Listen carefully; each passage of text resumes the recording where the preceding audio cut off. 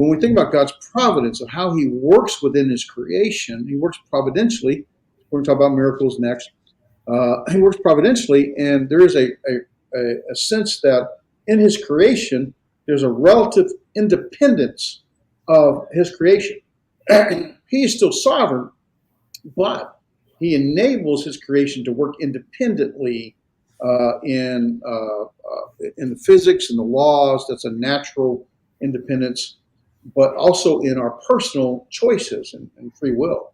And but it doesn't eliminate his sovereignty, in that he can still at any point take that away. I forget the passage now in Colossians. It says the word of God upholds and sustains all of God's creation. And so at any time, he can take that away. So he's still sovereign, but we still have a degree of independence, but it doesn't eliminate his sovereignty.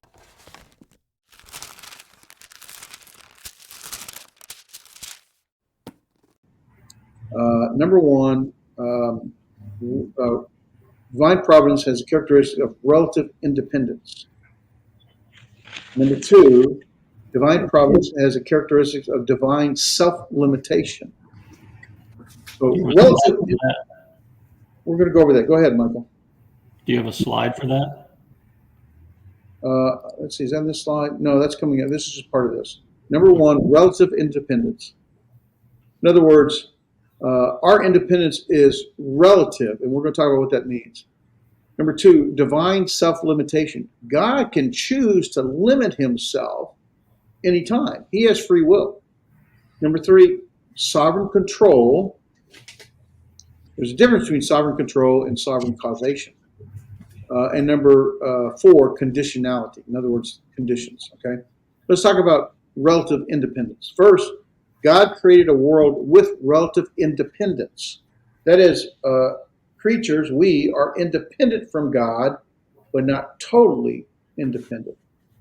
God made the world with two distinct forces, or self-contained, sort of like forces that have power to initiate action and cause things to happen. One is called impersonal, right? It's a force. It's an impersonal force that can cause things to happen. The other is a personal force that can cause things to happen. What's the impersonal force? Natural law. Physics of the laws of nature, such as gravity, electromagnetism, chemical reactions, animal instincts, the law of motion. These laws work in a way they do because they atoms were put together in God in creation that set in motion the very act of creation itself. So there is this impersonal force, or the law of nature, or law of physics of nature, which is involved in God's providence, in maintaining his creation and doing his will. There's also a personal cause of actions, and that's a free will. So we can have this impersonal, that is natural laws of God in his creation, and impersonal, that is us, or personal, that is us in our free will, our choices, which are present within us and within angels. Angels have free will, God has free will, angels have free will, and we have free will. And if angels didn't have free will, we wouldn't have Satan. God didn't create evil. He did create angels, and angels given free will, some chose to reject God. And so hence we have evil in the world. And because the evil in the world and the deception of these satanic, demonic angels, man sinned. So the very essence of the spiritual part of our being includes we'll talk more about the image of God later, includes our ability to assess, look at situations where choices must be made, or choices can be made. And we then have the ability to make a choice in accordance with our own personal decisions that are not forced by any outside forces. So we have free act to act within or without God's will. We have truly a free will, or the power to choose between options, to choose between opposites, the ability to make one action reality and the other not. By being made in God's image, thus we have the ability to create and the power to create events, not to make things happen. We must remember, though, that the independence of both the natural law and the free will is not absolute. So, in God's creation, his relative independence, that is, the nature, the laws of nature, the physics of nature, and the personal ability to make choices, while it's independent from God, it's not absolute independent. It's only relatively, and is qualified in a limited independence. In other words, God is still sovereign. He is still omnipotent, all powerful. He still maintains control over the world and over both the relative independence of the physics of nature and the personal choices, the ability and option to intervene anytime he chooses, he can. But he also has self-limitation and does not always intervene. And so that's what relative independence means. It refers to we are independent from God in a limited way, but yet God is still sovereign, still controlled, and he can intervene anytime. So we can make free choices, and the creation of God, the will, the physics and the laws of nature still work independently of God. God can intervene anytime because he still control, still has sovereignty over all of that. Okay, so that's what relative independence refers to when we talk about God's providence. Does that make sense? Did I confuse that to anybody? Epi, do you understand that? Calix, Ferdinand? I only ask because I know it's a language barrier. Make sure that you understand. What was I real quick? What was the last one again? Because I have relative independence, divine self-limitation, sovereign control, and Well, we're going all over them. Conditionality. conditionality. Yeah, we're going to go over all of them. Right now, we just sort of highlighted what relative independence is. Does that make sense to you guys? Yeah. I mean, and I looked at Psalm 148, Dave. Yeah. To show the natural law and how God's creation is established. So, for an idea, we talk about polluting the world by doing things that would burn up fossil other fuels and things like that. We change nature and change laws and bring sometimes tsunamis on ourselves because of what we have done, not because it's the will of God to.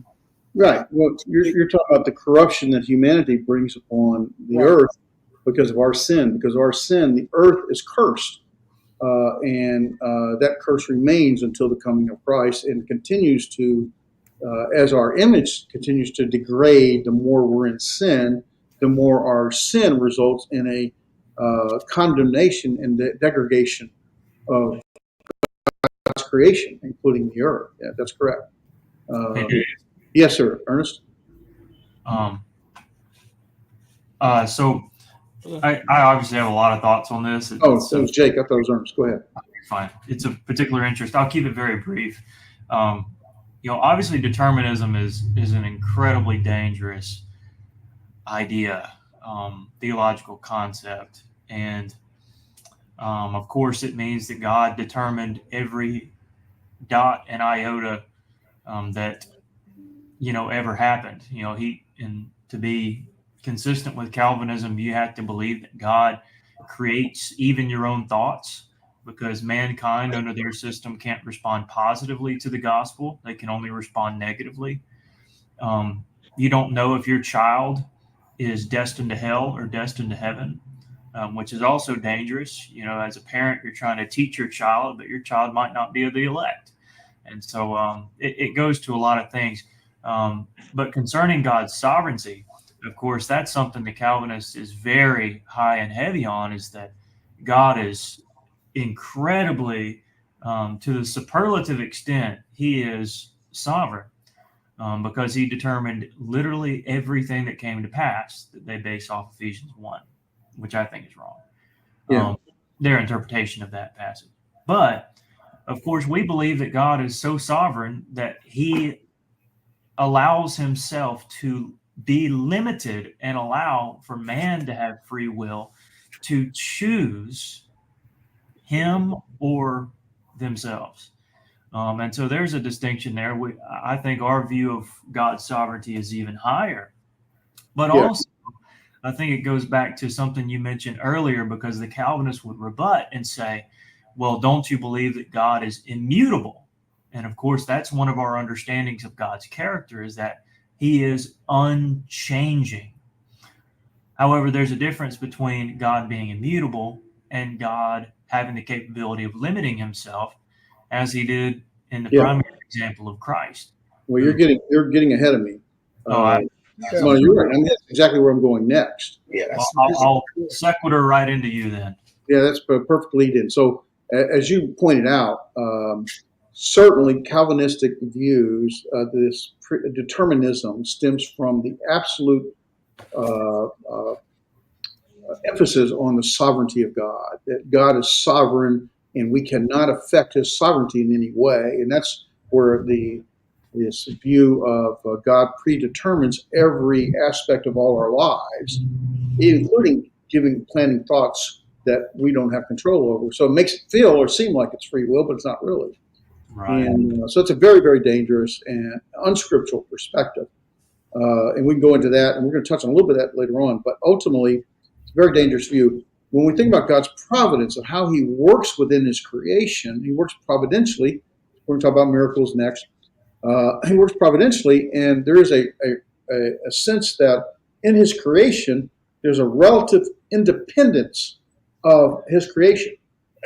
He is still sovereign, but he enables his creation to work independently in the physics and the laws. That's a natural independence, but also in our personal choices and free will. And but it doesn't eliminate his sovereignty, in that he can still at any point take that away. I forget the passage now in Colossians. It says the word of God upholds and sustains all of God's creation.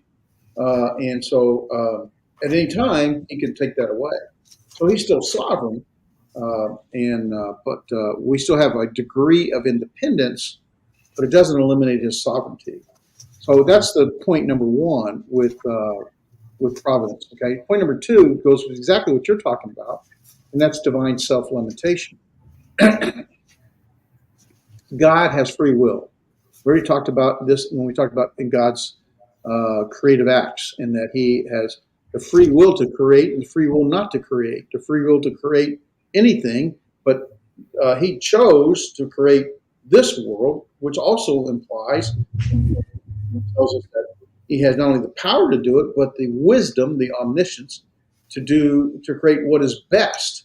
God cannot do anything because his very essence, he is righteous in all his ways. He can create something that would not be righteous. But he created, if God can create every possible scenario that you can imagine or anyone else can imagine, God certainly can imagine more. But he chose this scenario, this world that we live in which we have free will. And he has free will to make that creation. As a free act, creation was not something God had to do, but when he did choose to do it, he limited himself in the same way that you and I limit ourselves when we choose to get a pet. I want this dog, or I want this cat. I don't want a dog, I want a cat. I want this dog and not that dog. I don't like that cat, I want this cat.